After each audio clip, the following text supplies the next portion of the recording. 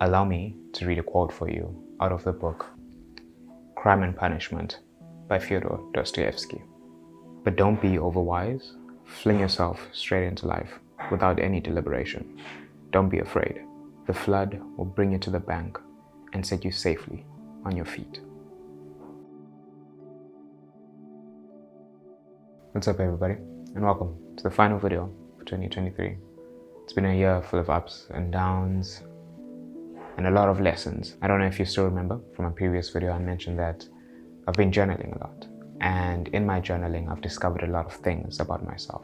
In that, I found one main lesson that I just wanted to bring out and discuss for this video, and that is how we deal with setbacks, failures, and when things don't go our way.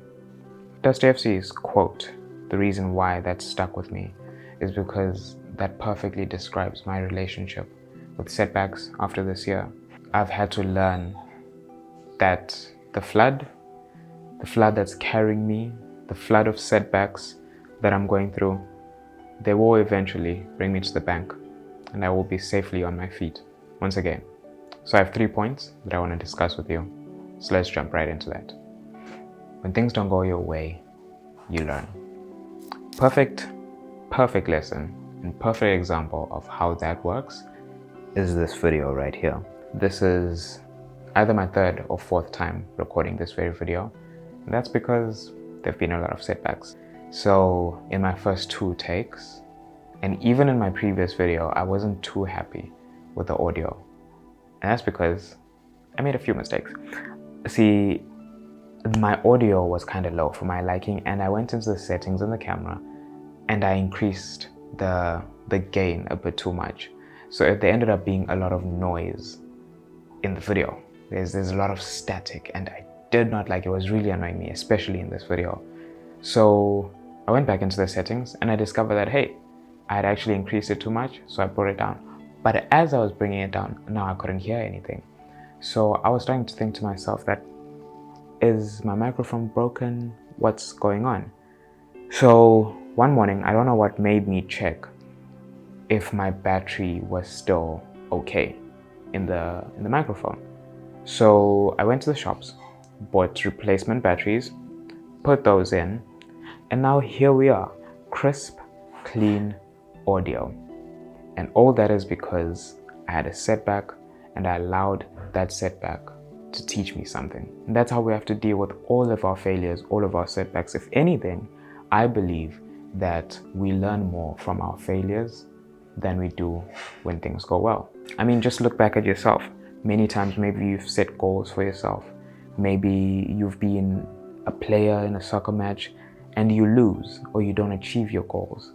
You have to go back and look at what went wrong and fix that. And usually if you're able to redo what went wrong, even in school, you fail a grade, you fail a subject, you have to go back, see what went wrong, change that. And once you change that, you can make, well, better. And now, hey, here we are with a better video. When things don't go your way, you become a better person. I would say it's either this year or maybe not just this year, my entire life. I have learned that I've lived a good life. I've really appreciated my life this year, and it would be because of those setbacks that I faced. When things don't go your way, you tend to sympathize a lot and you allow people grace when things don't really go their way because you know it's not their fault.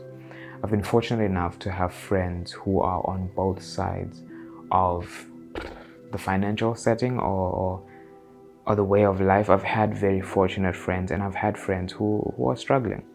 And what you realize sometimes is that when someone has not been exposed to a lot of struggle or difficulty in their life or setbacks, or they've been sheltered from that, they tend not to sympathize a lot with others. And if anything, they end up treating others as if you're going through a struggle, it's your fault or you are doing it on purpose. But the thing is, who really chooses a life of struggle? If anything, a struggle chooses you. And with me, yes, I would say I've been privileged for pretty much all my life, but my parents allowed me to experience a struggle when we were going through a struggle. I could not just have things going well for me all my life, because now I would not be able to interact with others who don't have things going their way. And the thing is, in this life, we need each other. We need to be there for those who are not experiencing a good life. And we also need to be there for each other with those who are experiencing a good life. Now, of course, I'm not saying that you now need to let go of your soft life and choose a struggle. What I'm saying is, experience a struggle vicariously through someone else. If you have people around you who are willing to share their story of struggle, listen. And when you listen, it allows you to just have a bit more compassion, a bit more sympathy for that person. And when you do that, you meet someone else who's going through a problem, you can understand them, you can help them. And if anything, when you're going through a problem, you know it's not your fault, and you'll be a little bit kinder to yourself. When things don't go your way, you learn to simplify your goals. It is very important that we set goals for ourselves. We set these grand goals. We should always achieve the best, but also do learn to simplify things and make your goals just a bit more attainable. In my experience, and I'm sure you've noticed at this point that I'm using myself as an example in all of this. So I had a goal for myself this year, and my main goal, and it's actually been one of my goals for the last few years, was to get closer to God. That was my goal.